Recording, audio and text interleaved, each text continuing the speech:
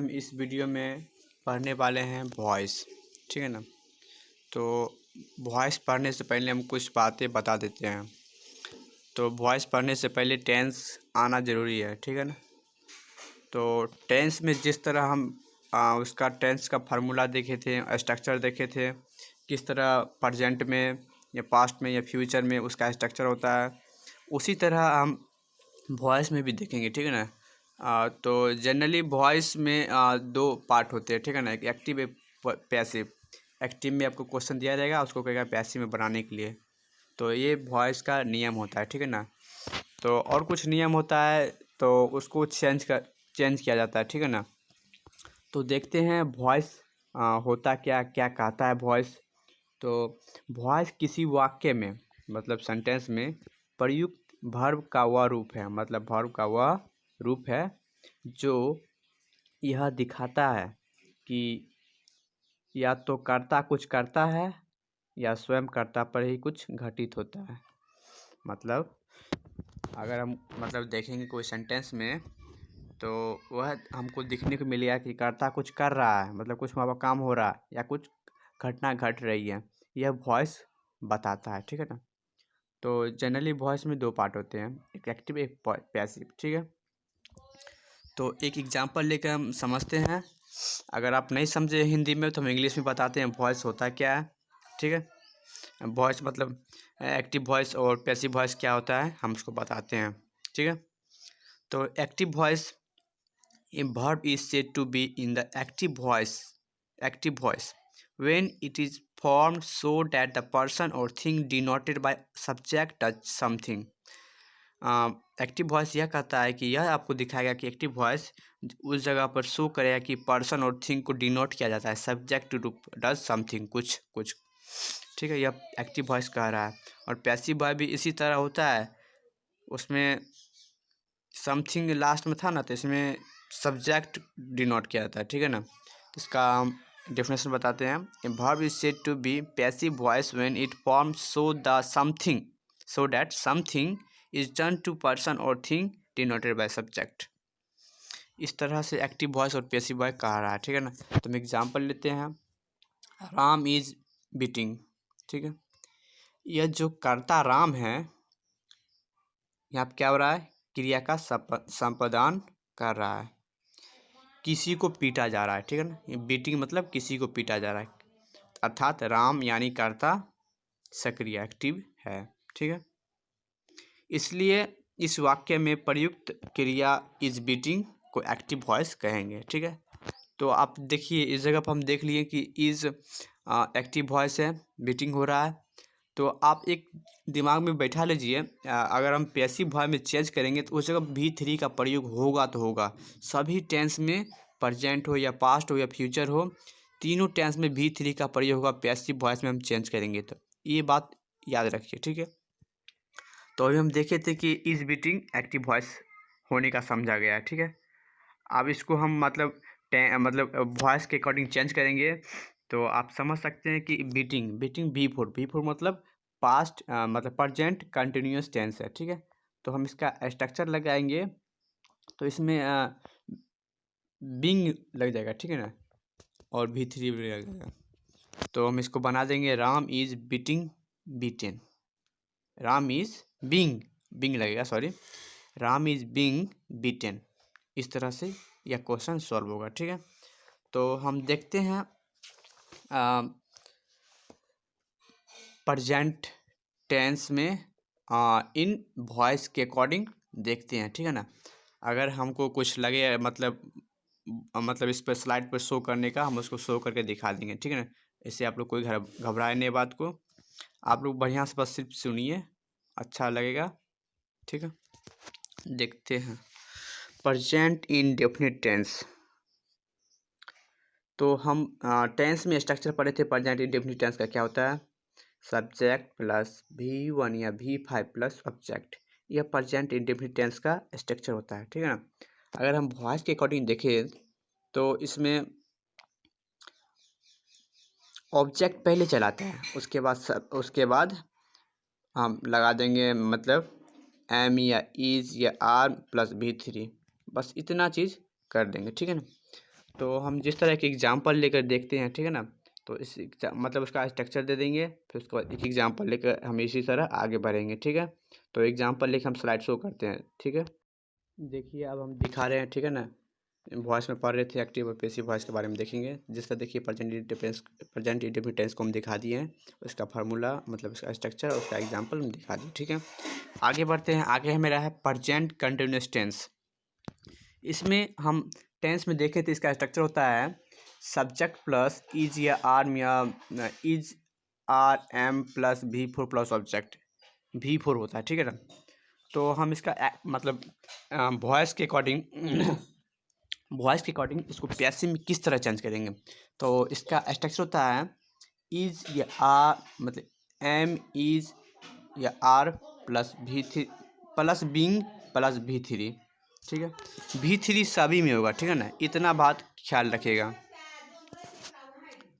V3 सभी में रहेगा, ठीक है। तो इसका एग्जांपल लेते हैं, उसके बाद हम स्लाइड शो मतलब उसको हम लिख कर रिप्रेजेंट करेंगे। तो एग्जांपल लेते हैं, देखिए I am eating a mango I am eating a mango. तो इसको किस तरह चेंज करेंगे, तो a mango is being eaten by me, तो स्ट्रक्चर के अकॉर्डिंग चेंज होगा, ठीक है। हम उसको अब लिख के दिखा देते हैं, ठीक है। ये स्ट्रक्चर हम दिखा दिए हैं, क्या स्ट्रक्चर होता है। उसके बाद देखिए एग्जांपल आया, एग्जांपल हम दे दिए I am eating a mango, तो उसको चेंज किए mango is being eaten by me, ठीक है।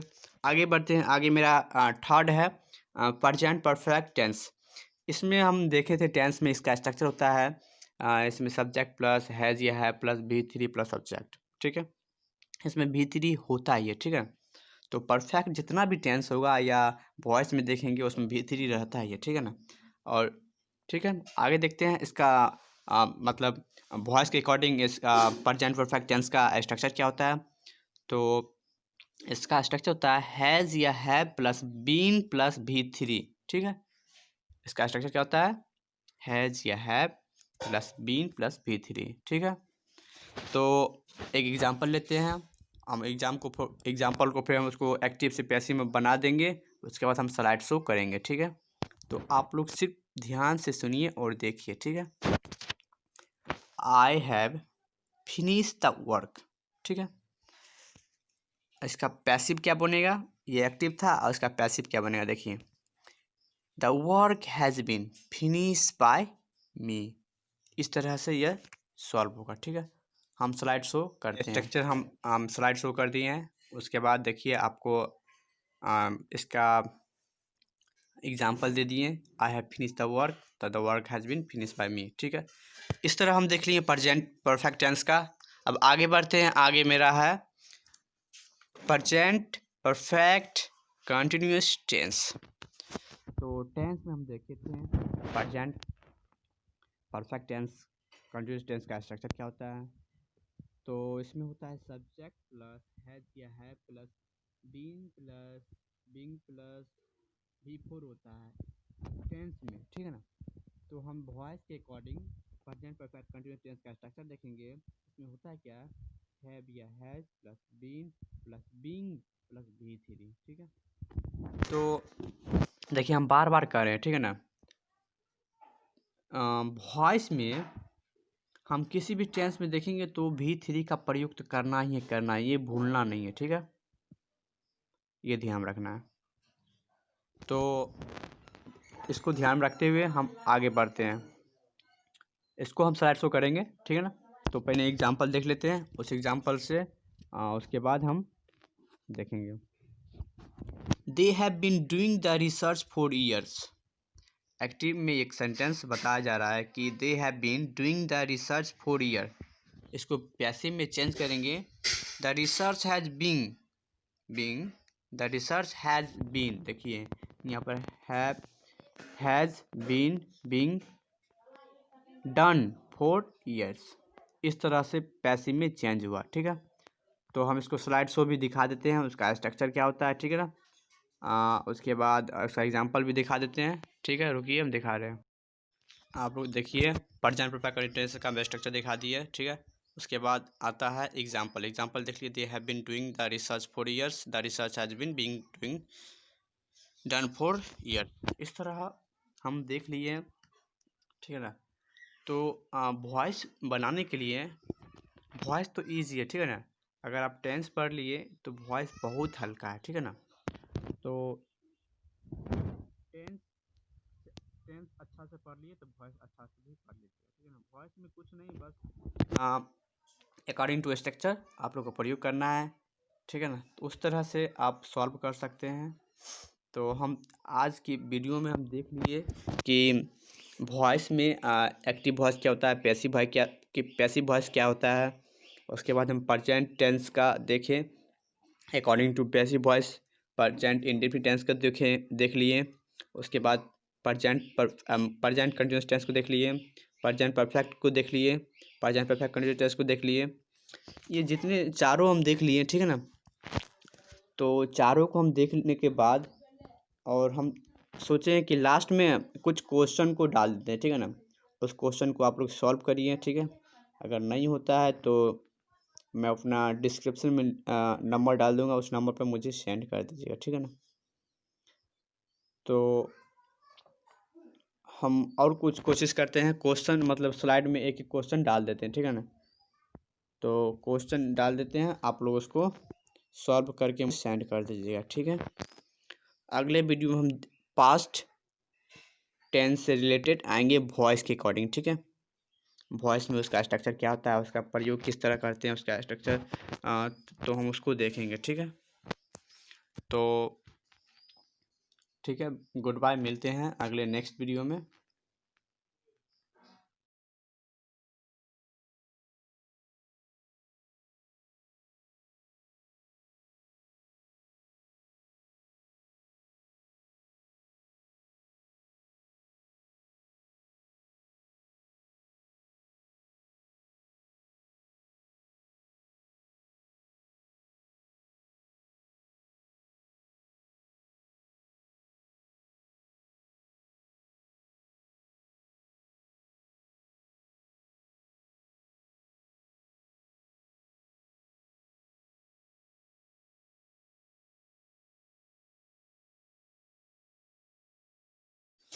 हम 20 क्वेश्चन डाल दिए, ठीक है ना। आप लोग उसको बना लीजिएगा, ठीक है ना। तो हम इस वीडियो में हम देख लिए हैं प्रेजेंट टेंस के अकॉर्डिंग वॉइस चैप्टर से रिलेटेड, उसका प्रेजेंट कंटिन्यूअस, प्रेजेंट परफेक्ट और प्रेजेंट परफेक्ट कंटिन्यूअस टेंस का, ये चारों का हम देख लिए हैं।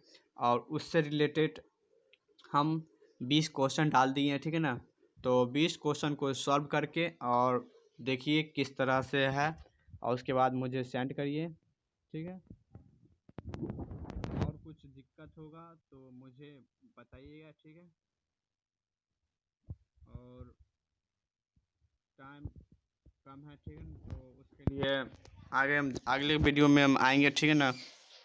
तो अगले वीडियो में हम देखेंगे पास्ट टेंस से रिलेटेड, ठीक है ना। पास्ट टेंस से रिलेटेड अकॉर्डिंग टू वॉइस के अकॉर्डिंग वॉइस बहुत ईजी है, ठीक है ना।